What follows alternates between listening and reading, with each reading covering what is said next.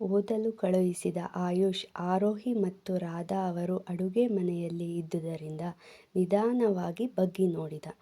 ಆಯುಷ್ ಇದೇ ಒಳ್ಳೆ ಸಮಯ ಎಂದು ಬುಕ್ ಎತ್ತಿಟ್ಟು ಆರೋಹಿ ರೂಮಿಗೆ ಓಡಿದನು. ಕಾಫಿ ಕುಡಿಯುತ್ತಾ ಕುಳಿತಿದ್ದ ಅರ್ಜುನ್ ಬಳಿ ಬಂದವನೇ, "ಬಾವ, ಏನ್ ಮಾಡ್ತಾ ಇದ್ದೀರಾ?" ಎನ್ನಲು, "ಬಾಯ್ ಆಯುಷ್" ಎಂದು ಅವನನ್ನು ತನ್ನ ಪಕ್ಕದಲ್ಲಿ ಕೂರಿಸಿಕೊಂಡು ಅವನ ಹೆಗಲ ಮೇಲೆ ಕೈ ಹಾಕಿ, "ಏನ್ ಇಷ್ಟು ಬೇಗ ಓದಿ ಆಯ್ತಾ?" ಎನ್ನಲು, "ಅಯ್ಯೋ ಹೋಗಿ ಬಾವ, ತುಂಬ ಓದಿದ್ರೆ ತಲೆ ಕೆಡುತ್ತೆ.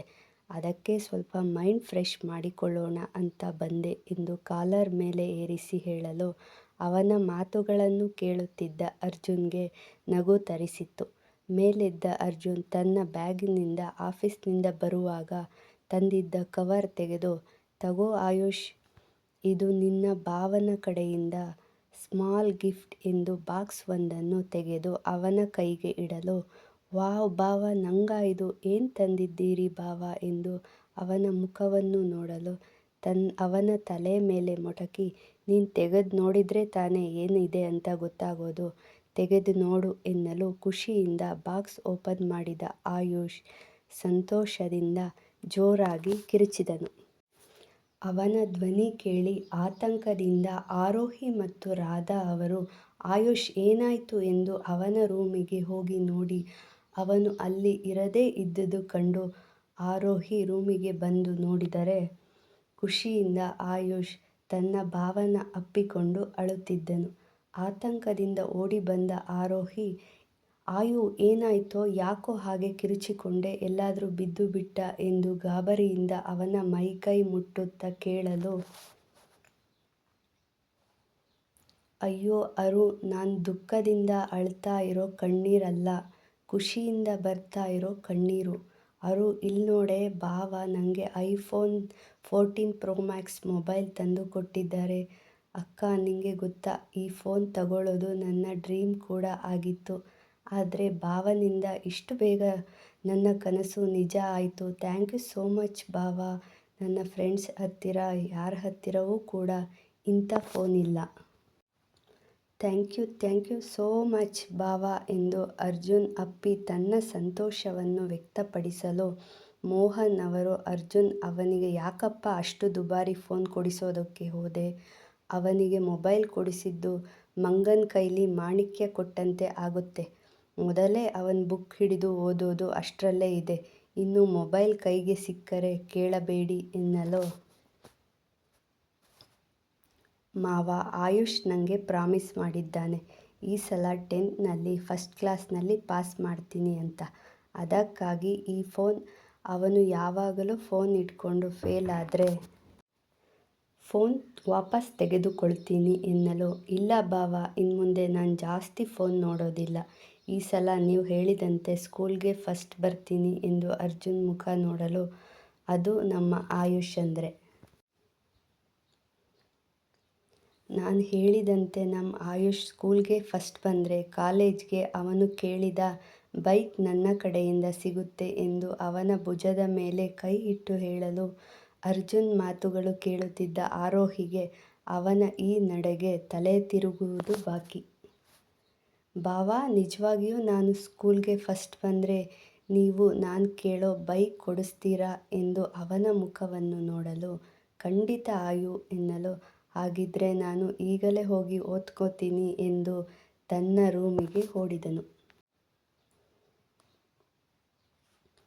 ಆಯುಷ್ ಓದಲು ಓಡಿ ಹೋಗಿದ್ದು ಕಂಡು ಆರೋಹಿ ಬಿಟ್ಟು ಅಲ್ಲಿದ್ದವರ ಮುಖದ ಮೇಲೆ ಮುಗುಳ್ನಗೆ ಮೂಡಿತ್ತು.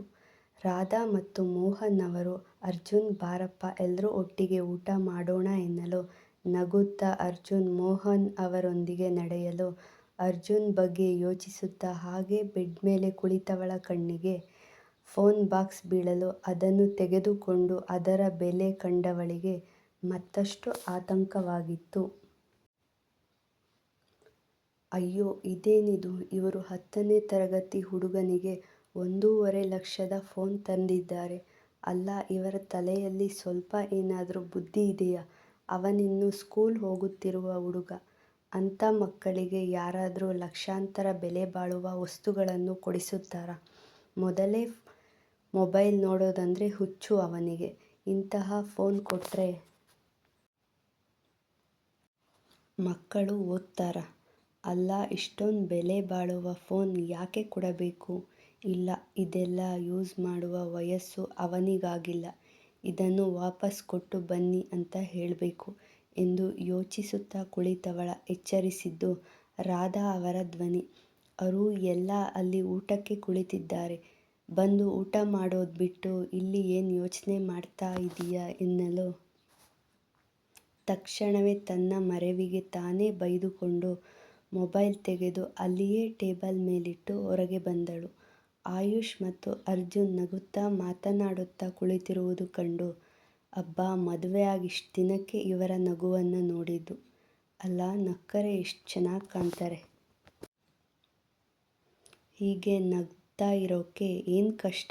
ಯಾವಾಗಲೂ ಮುಖವನ್ನು ಊದಿಸಿಕೊಂಡು ಇವರ ಮುಖವನ್ನು ನೋಡಲು ಸಹ ಭಯವಾಗುತ್ತೆ.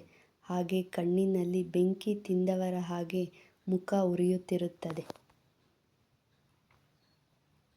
ಅರು, ಆಗಿನಿಂದ ಏನು ಯೋಚನೆ ಮಾಡ್ತಾ ಇದೀಯಾ? ಬಾರಮ್ಮ, ಬಂದು ಊಟ ಬಡಿಸು ಎನ್ನಲು ನಿಧಾನವಾಗಿ ಡೈನಿಂಗ್ ಟೇಬಲ್ ಬಳಿ ಬಂದು ಆಯುಷ್ ಮತ್ತು ಅರ್ಜುನ್ಗೆ ಊಟ ಬಡಿಸಿ, ಅರ್ಜುನ್ಗೆ ಇಷ್ಟ ಎಂದು ಕ್ಯಾರೆಟ್ ಹಲ್ವಾ ಮಾಡಿದ್ದನ್ನು ಬಡಿಸಿ ಅವನ ಮುಂದೆ ಇಟ್ಟು ಸುಮ್ಮನೆ ನಿಂತವಳ, ಅರೆ ನೀನು ಕೂತ್ಕೊಂಡು ಊಟ ಮಾಡು ಎಂದು ಬಲವಂತದಿಂದ ಅವನ ಮುಂದೆ ಕೂರಿಸಿ ಊಟ ಬಡಿಸಲು ಅವನ ನೇರ ನೋಟ ಹೆದರಿಸುವುದು ಕಷ್ಟವಾಗಿ ಸುಮ್ಮನೆ ತಲೆ ತಗ್ಗಿಸಿ ಕುಳಿತಳು.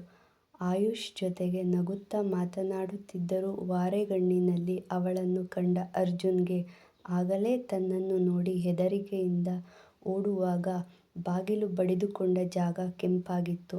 ಊಟ ಮಾಡಲು ಕುಳಿತರೂ ತಿನ್ನದೆ ತಟ್ಟೆಯಲ್ಲಿ ರಂಗೋಲಿ ಬಿಡಿಸುತ್ತಾ ಕುಳಿತವಳ ಕಂಡು ಕೋಪದಿಂದ, ಈಡಿಯಟ್, ತಿನ್ನೋದ್ ಬಿಟ್ಟು ಕೋಳಿ ಕೆದಕುವ ಹಾಗೆ ಕೆದಕುತ್ತಾ ಕುಳಿತಿದ್ದಾಳೆ ಎಂದು ತನ್ನ ಊಟ ಮುಗಿಸಿ ಆಯುಷ್ ಜೊತೆಗೆ ಸ್ವಲ್ಪ ಹೊತ್ತು ವಾಕ್ ಮಾಡಲು ಹೊರಗೆ ಬಂದನು. ಅವನು ಎದ್ದ ನಂತರ ಬೇಗ ಬೇಗ ಊಟ ಮುಗಿಸಿ ಎದ್ದವಳು ಅಡುಗೆ ಮನೆ ಕ್ಲೀನ್ ಮಾಡಲು ನಿಂತಳು. ಅದನ್ನು ಕಂಡು ರಾಧಾ ಅವರು, ಅರು, ಇದೆಲ್ಲ ನಾನ್ ಮಾಡ್ತೀನಿ, ಹೋಗಿ ನಿನ್ನ ಬೆಡ್ ಸ್ವಲ್ಪ ಕ್ಲೀನ್ ಮಾಡೋಗು. ಅವರಿಗೆ ಇಂತಹ ಮನೆಗಳಲ್ಲಿ ಮಲಗಿ ಅಭ್ಯಾಸ ಇರುವುದಿಲ್ಲ ಎಂದು ಅವಳನ್ನು ತನ್ನ ರೂಮಿಗೆ ಕಳುಹಿಸಿದರು. ರೂಮಿಗೆ ಬಂದ ಆರೋಹಿ ನೀಟಾಗಿ ಅವಳ ಬೆಡ್ ಕ್ಲೀನ್ ಮಾಡಿ ಅರ್ಜುನ್ಗೆ ಹೊಸ ಬೆಡ್ಶೀಟ್ ಇಟ್ಟು ಎಲ್ಲ ಸರಿಯಾಗಿದೆ ಎಂದು ನೋಡುತ್ತಾ ನಿಂತವಳಿಗೆ ಈಗ ತಾನು ಎಲ್ಲಿ ಮಲಗುವುದು ಎಂದು ಚಿಂತೆಯಾಯಿತು. ಆಯುಷ್ ರೂಮಿನಲ್ಲಿ ಹೋಗಿ ಚಾಪೆ ತೆಗೆದುಕೊಂಡು ಬರ್ಲಾ? ಅಯ್ಯೋ ಬೇಡ, ಚಾಪೆ ಯಾಕೆ ಅಂತ ಅಮ್ಮ ಕೇಳಿದ್ರೆ ಏನು ಹೇಳೋದು? ಆಮೇಲೆ ಅವರಿಗೆ ನಾವಿಬ್ಬರು ಒಟ್ಟಿಗೆ ಮಲಗೋದಿಲ್ಲ ಅಂತ ತಿಳಿದ್ರೆ ತುಂಬ ನೊಂದುಕೊಳ್ಳುತ್ತಾರೆ. ಬೇಡ ಬೇಡ, ಇವತ್ತೊಂದು ರಾತ್ರಿ ಹೇಗೋ ಅಡ್ಜಸ್ಟ್ ಮಾಡಿಕೊಂಡರೆ ಆಯ್ತು ಎಂದು ಬಟ್ಟೆ ಹಿಡಿದು ಬಾತ್ರೂಮ್ ಹೊಕ್ಕಳು.